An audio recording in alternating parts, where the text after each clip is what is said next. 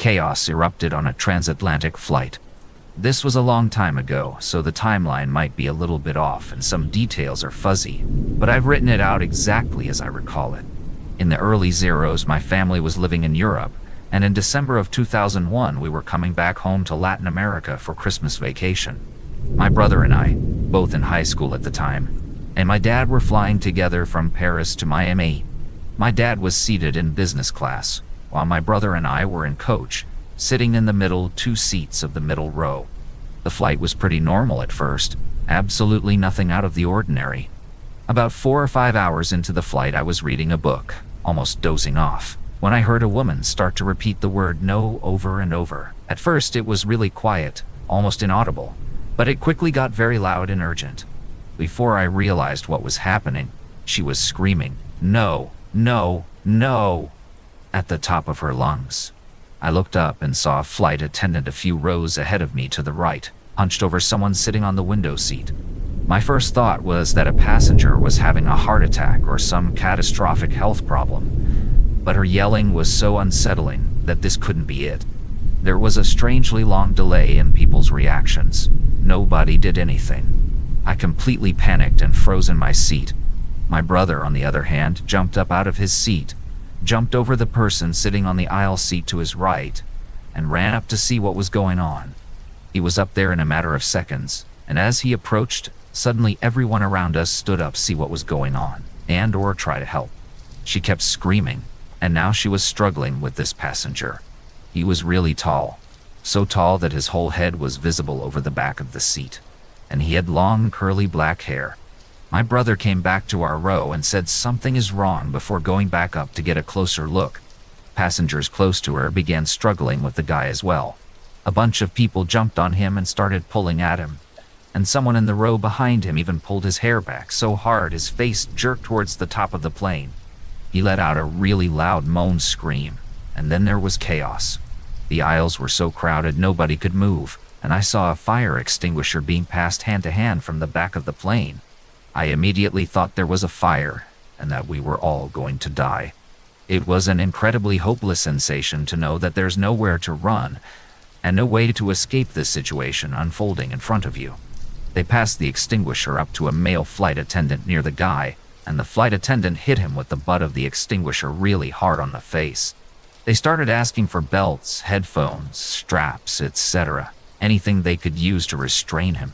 My brother took off his belt and gave it to them, and they wrapped everything they could around the passenger's arms, shoulders, and torso, securing him to the seat. I saw the male flight attendant who had hit him with the extinguisher carry a pair of large black tennis shoes to the back of the plane, which at the time seemed kind of strange, but I didn't think much of it. The flight attendants asked if there was a doctor on board to sedate the guy.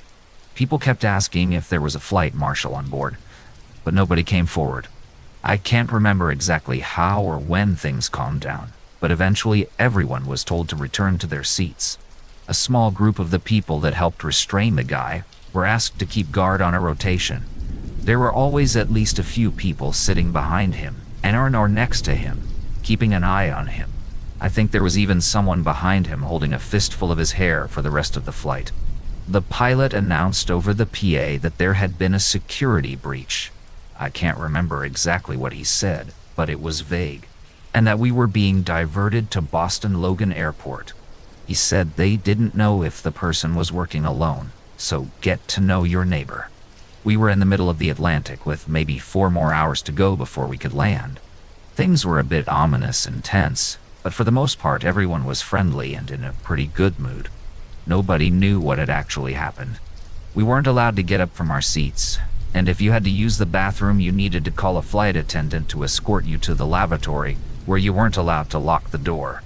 I remember a grumpy old French man a few rows from us got really annoyed after a while, and kept getting up without permission just to annoy the flight attendants. They were not happy.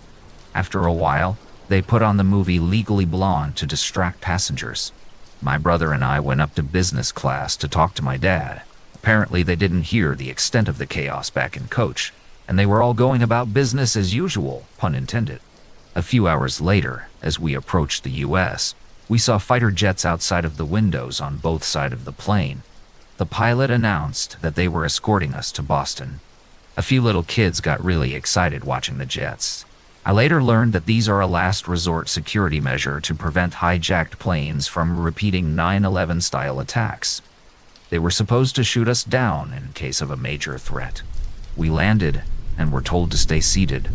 A SWAT team came on board carrying assault rifles and tons of body armor, cut off all of the guy's restraints, and took him off of the plane. I saw everything in detail, since we were seated only a few seats behind him. We were parked in the middle of the tarmac for a long time before we were allowed to disembark. I remember seeing pieces of my brother's belt on the guy's seat as we left, and thought about take one as a souvenir, but thought better of it. We were escorted to a baggage claim area in Boston Logan Airport that was surrounded by a large metal fence to keep us all in one place. We were there for what felt like 3 or 4 hours, just waiting anxiously, and nobody would explain anything to us. Passengers were getting really agitated, shaking the metal fences and yelling at airport personnel that this was inhumane treatment. There was no food, nowhere to sit, and children were crying. Dozens of people were trying to sleep on the baggage carousel. They finally ordered a bunch of pizzas and led us into a waiting area with actual chairs, where each passenger was interrogated by the FBI. They were astonishingly unfriendly. I guess they were trying to discern if the guy had any partners on board.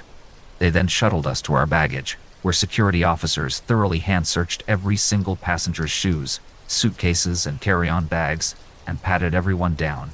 We were finally allowed to make a phone call and called my mom. The rest of the family was completely hysterical. They had been watching the news all day and knew that an Islamic extremist terrorist had tried to blow up our flight with a bomb that he had smuggled on board in his shoe. We had absolutely no idea what had really happened until this moment, as we were kept completely in the dark. It was a very strange sensation. Up until this point, my dad, brother, and I had actually remained pretty relaxed considering the circumstances, and were more annoyed about the inconvenient changes to our travel itinerary than the crazy experience on the plane. We had no idea how bad the security breach really was, and how close we came to being killed. After about 12 hours in Boston, we were put on another flight home.